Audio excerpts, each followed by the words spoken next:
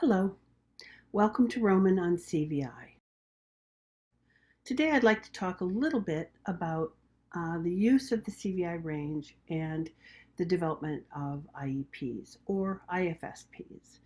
If anyone's watching this who doesn't use this format, perhaps you're from another country or use a different system, or your child is in a private school, it's really essentially how to use the results of the CVI range in planning for that educational program for the child.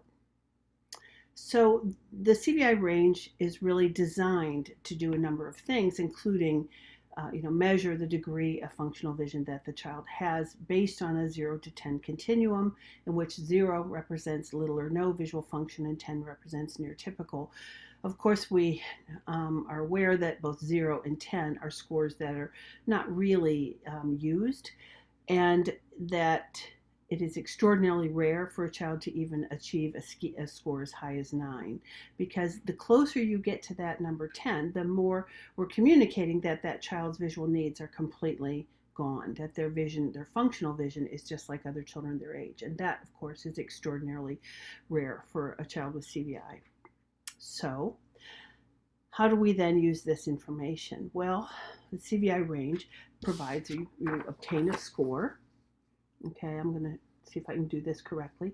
There's a score on this 0 to 10 continuum, and that score is based on the responses that you gather and use in both a rating 1 and a rating 2 method.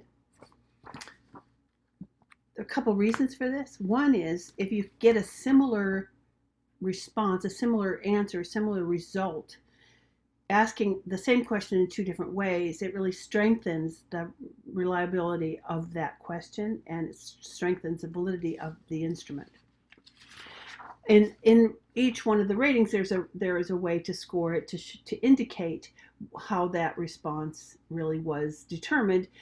And in terms of the IEP, it's critical to look at where the plus scores are, because these statements in rating 1 represent behaviors that could be associated with a child with CVI relative to the characteristics of CVI at various levels. So what is that level, and how do we find that ceiling effect?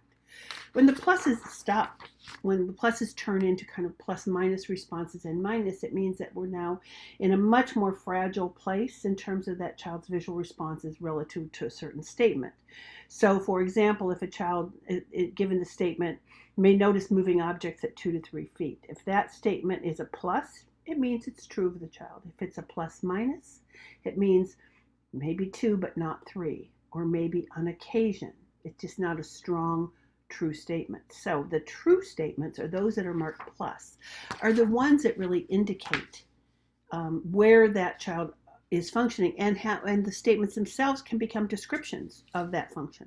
So we can use the content, use those plus statements, the statements marked with a plus, as a way to formulate present levels of visual functioning.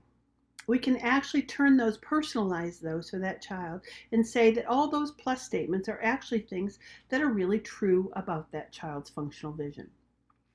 Rating 2 is used to sort of ask the same questions in a different way. And now we look within the CVI characteristics, and those are then scored into, characteristic by characteristic for all 10 characteristics: color, movement, latency, fields, complexity, light, distance viewing, reflexes, visual novelty, and the visual motor characteristic. In this rating, a score of 0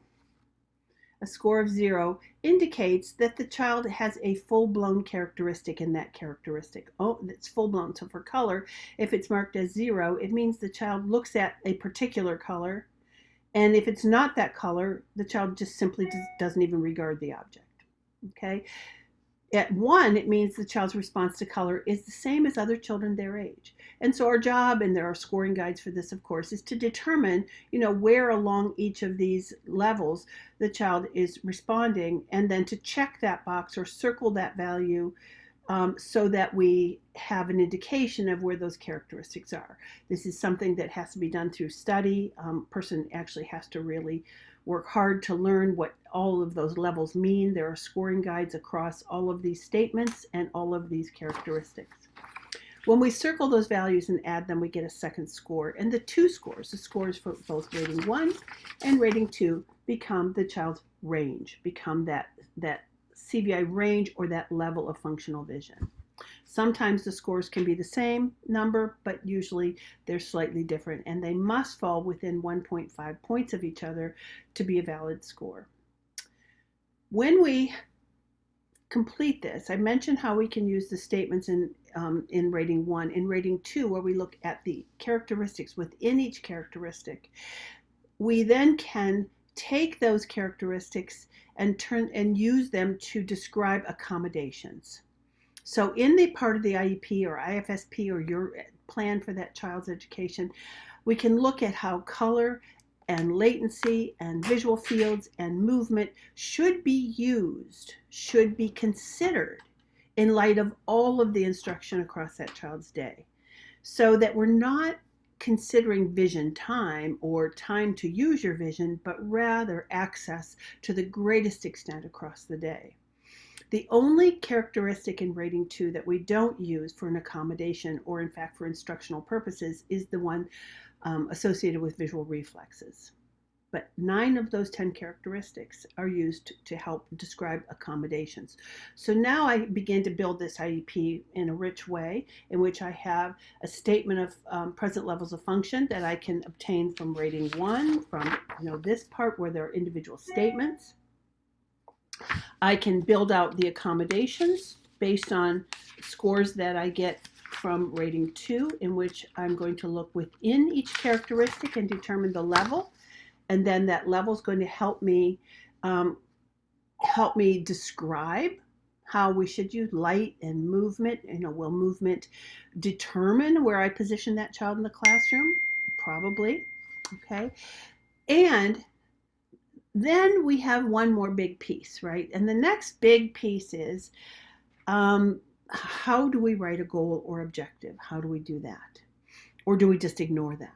Do we just say, well, I'm here as a consultant, and so I've told you where the child's present levels of vision are, and I know how you should accommodate for this child's vision needs. I'm done. Or you can say, no, actually, there are things I need to provide direct instruction on, and that I will collect data on to show whether that child is progressing. So those things then are still based on the results of the range, but they now link to specific curricular areas that you want to teach. And those things could include specific areas in orientation and mobility. Perhaps I need to help the child use color, movement, light, possibly even things that are familiar because of visual novelty. Consider the level of complexity in order to help determine landmarks along a particular route. And I'm going to teach that route to the child using appropriate media that match their CVI range score.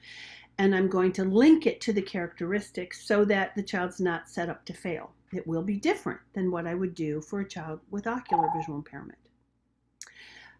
Or I might determine that based on novelty, this child is really just memorizing something. They pick up an object and they can learn that, this is marker because this is the one every time you give it to me, it's marker. But perhaps I offer you another kind of marker and you have no idea that these two things have something in common. That's because the child is not able to fully interpret what they see. And so they're memorizing information rather than actually visually discriminating, recognizing, and identifying them. So I'll teach salient visual features, and my goal could be that I'm going to provide instruction in salient visual feature, and that this individual will demonstrate the ability to identify X number of targets or show in a generalized way, or that it will be linked to the curriculum items, but that I'm going to actually be responsible for helping that child learn to look at things, to analyze things, to interpret things based on their real key features. That's something I can be responsible for. That's a goal I can measure.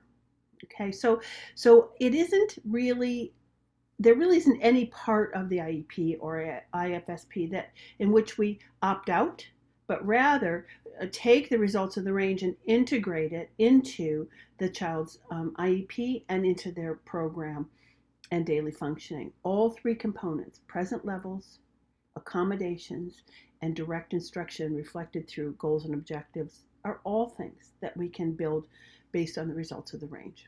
I hope that's been helpful. Thank you.